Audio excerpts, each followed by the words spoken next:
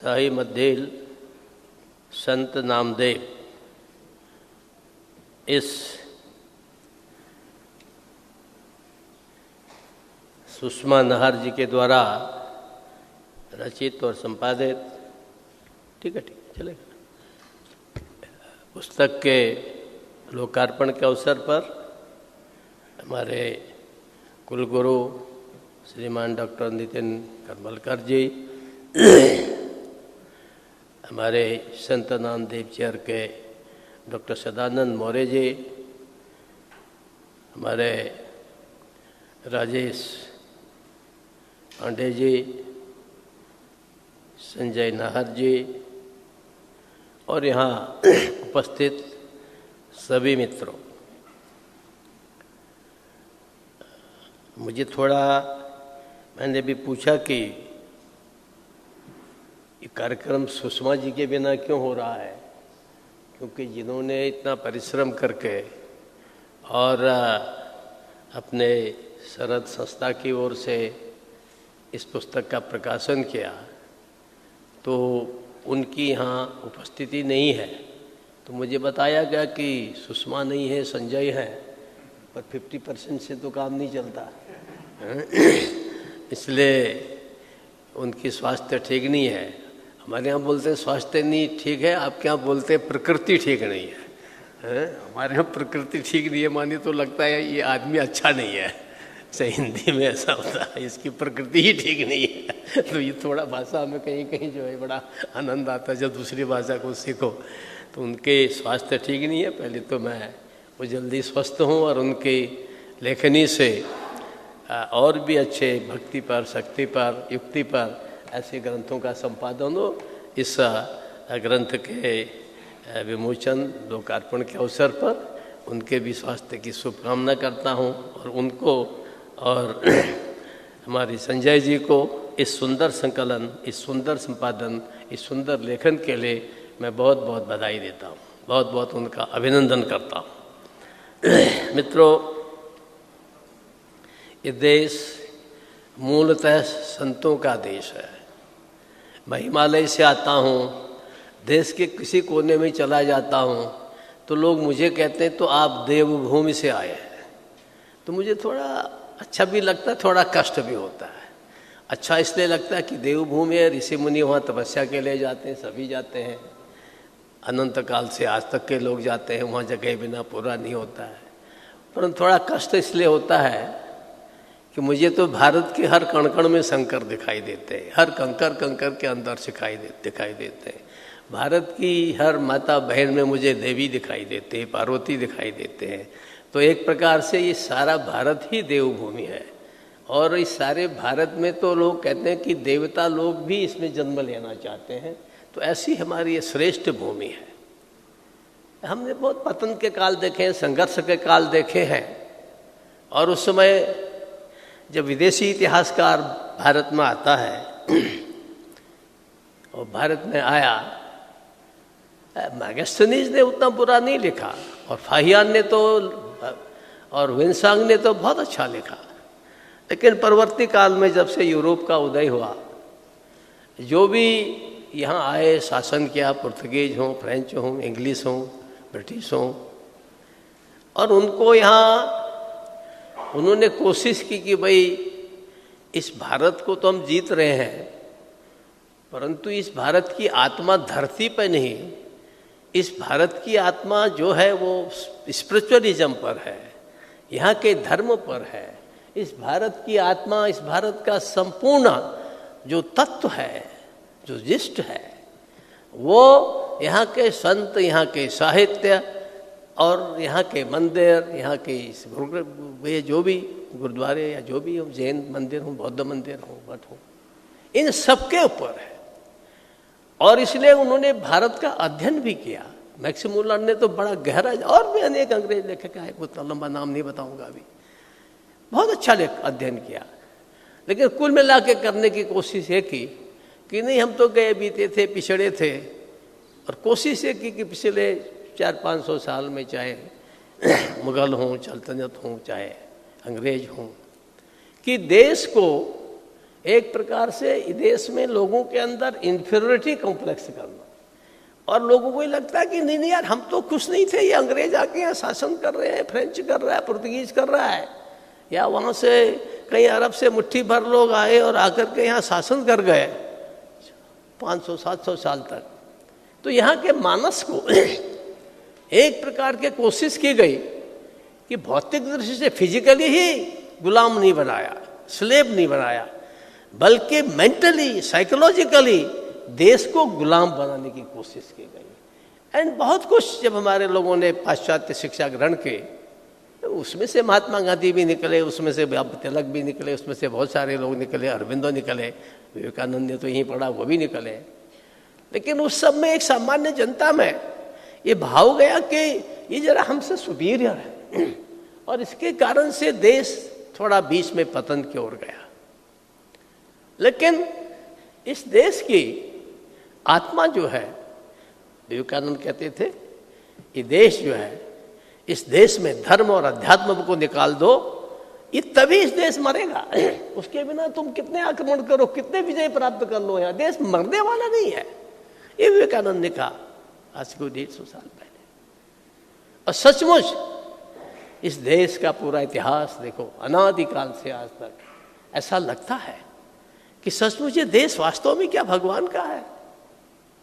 Europe, रोम, मिस्र, रोमा मिट गए, जहाँ से कुछ बात ऐसी है कि हस्ती मिटती नहीं हमारी, ये इकबाल कह के गए। कुछ हस्ती है, वो हस्ती क्या है? वो हस्ती हमारी उस आध्यात्मिकता में है, उस देवत्व में है।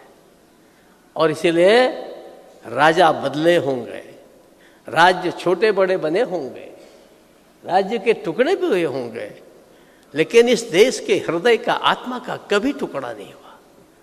और इसलिए इस देश में समय समय पर अनेक संतों का उदय हुआ। और सचमुच जरा उस मालिका को देखिए, लंबी मालिका है, आदिकाल के ऋषि मुनियों से लेकर के आज तक, और अभी भी होते जा रहे हैं। इन लोगों ने हमारे देश को बचाया है, देश की संस्कृति और आत्मा इन्होंने जिंदा रखी है, जिंदा रखी है। उनमें से पूज्य प्रातस्मरणीय नामदेव जी भी एक है। कल्पना कीजिए, महाराष्ट्र में पैदा होके पंजाब में अपना पुण्यस्थली बनाए।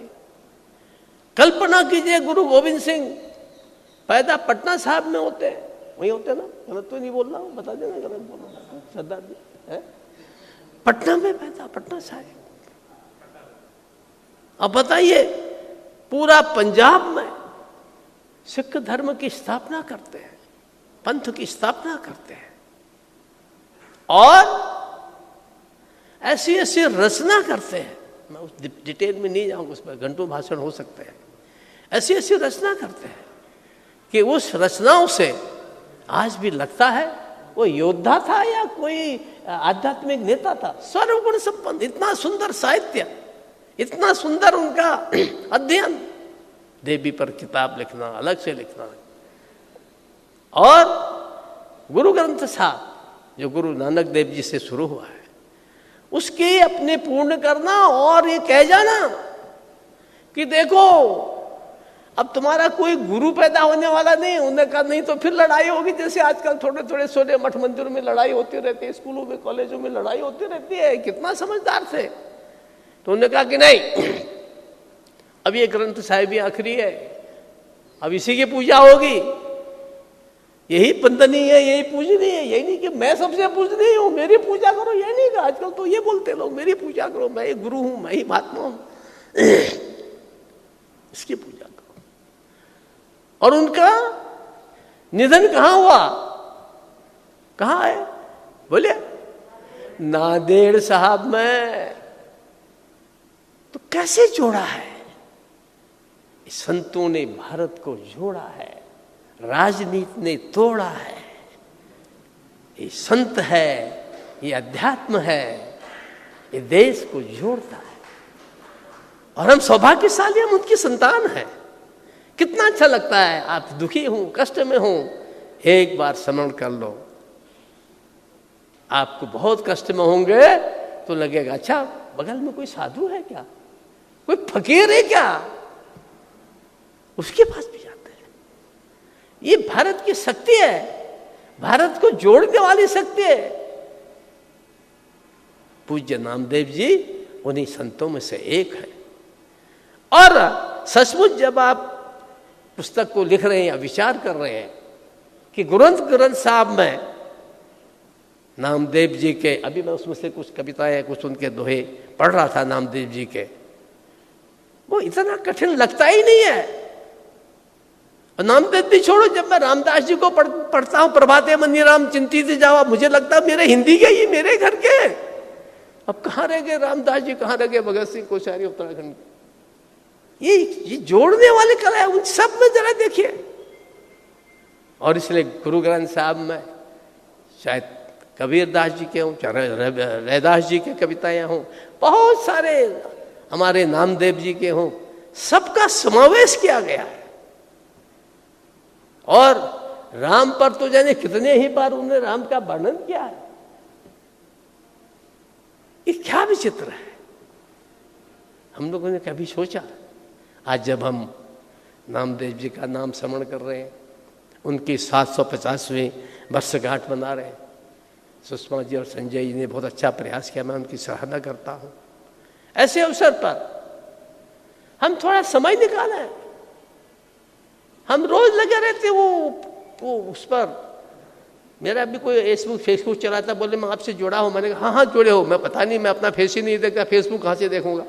बस जुड़े रहते लोग, कहते हैं हाँ, लोग भी मुझे बताते साहब आज उसने ऐसा लिखा, हाँ लिखा है, लिखा है। अब समय उसमें जगा देते हैं। मेरी परंपरा है, क्या करें, यहाँ की हमारे अधिकारी लोग कहते साहब आपका भी ट्वीट होना चाहिए। मैंने कहा यार करो, तुम ट्वीट करते रहो। मुझे तो ट्वीट वगैरह सब टूट के लगते हैं, लेकिन करो, क्या करो भाई। अपना समय हम इन संतों के, इस भारतीय साहित्य के, सुब्रमण्यम भारती ने क्या सुंदर लिखा है, एक से एक। मैंने पिछले दिनों तिरुवल्लर की पुस्तक मंगाई, उसका अंग्रेजी अनुवाद मंगाया, चूंकि उसको तमिल समझना बहुत कठिन है, मराठी थोड़ी बहुत समझ में आ जाते, बंगाली तो आसानी से आ जाते, गुजराती भी आ जाते, आपके पंजाबी भी आ जाते, थोड़ा बहुत तो आ ही जाते, कोई दिक्कत नहीं होती, सब मिले जुले हैं ये जितने हैं भाई बहन है। क्या सुंदर लिखा है। आज से 3000 साल पहले लगता है जो रामायण है, जो महाभारत है, वही तिरुवल्लुवर भी है। तो एक प्रकार से ये जो संतों का देश है, आज जब हम नामदेव जी की 750वीं जयंती मना रहे हैं, मैं सोचता हूँ हम सब लोगों ने ये प्रयास करना चाहिए। हमारा गौरव है महाराष्ट्र का, ऐसे सत्पुत्र, ऐसे लोग इस प्रदेश ने जन्म दिए, जिन्होंने भक्ति का प्रचार किया, जिन्होंने शक्ति का, शिवाजी जैसे लोग, साहू जी जैसे लोग, ऐसा उन्होंने प्रचार किया, सावरकर जैसे लोग, ऐसे शक्ति और भक्ति का संगम ये महाराष्ट्र यदि इस मार्ग से इन संतों का आदर करते हुए, इनकी वाणी का आदर करते हुए अगली पीढ़ी को यदि हम इनकी वाणी का लोगों को बताएंगे, खुद भी सीखेंगे और नई पीढ़ी को उन चीज़ों को दिखाएंगे, तो मैं सोचता हूँ आज जो चारों ओर कलह दिखाई देता है, चारों ओर कहीं भी लोगों में अनास्था है, आस्था है ही नहीं, एक प्रकार का जो ऐसा माहौल है, उस सब में हम लोग एक आस्था का माहौल बनाएंगे। इस देश को आगे बढ़ाना है। आज देश के प्रधानमंत्री उस दिशा में कोशिश कर रहे हैं। कौन सा संत है जिसके यहाँ वो नहीं जाते, जिसके दरबार पर वो नहीं जाते? कौन इतना चाहता था? लोगों को लगता था ये तो पोंगापंथी है, लेकिन उनके लिए नामदेव जी उतने आदरणीय, गुरु ग्रंथ साहब उतना ही आदरणीय है, उनके लिए ज्ञानेश्वर उतने ही आदरणीय है, उनके लिए विवेकानंद उतने ही आदरणीय। क्यों है? क्योंकि ये सब हमारे हीरे मोती हैं, आसमान के तारे जैसे। इन सब का सम्मान ये हमारा अपना सम्मान है। हम उस दिशा में, आज जो आप लोग यहाँ पर हो, उस दिशा में अगर आप लोगों ने प्रयास किया, उस दिशा में यदि आप लोग आगे बढ़े, तो मैं सोचता हूँ कि ये जयंती मनाना 750वीं ये जयंती मनाना सार्थक होगा। और आज से 750 साल बाद जब 1500 साल होंगे, तब भी कहीं इतिहास में लिखा जाएगा, हाँ मुंबई सावित्रीबाई फुले विश्वविद्यालय में, विद्यापीठ में इस प्रकार का कोई आयोजन हुआ था, जहाँ से एक नया स्फुलिंग उठे, एक नई चिंगारी उठे, भक्ति की, शक्ति की, राष्ट्रभक्ति की, भगवत भक्ति की, संतों के प्रति आस्था की एक नया किरण यहाँ से जगे। ये मेरी शुभकामना है। आप सब लोगों ने ये आयोजन किया, आप सबका बहुत बहुत आभार, बहुत बहुत धन्यवाद। देशात काम करणारी 3 भाषीय वृत्तवाहिनी युवा महाराष्ट्र लाईव्ह वृत्तवाहिनीला यूट्यूबवर सबस्क्राईब करा, तसेच बाजूच्या आयकॉन बेलला क्लिक करून नोटिफिकेशनसह रहा लाईव्ह अपडेटशी निगडीत।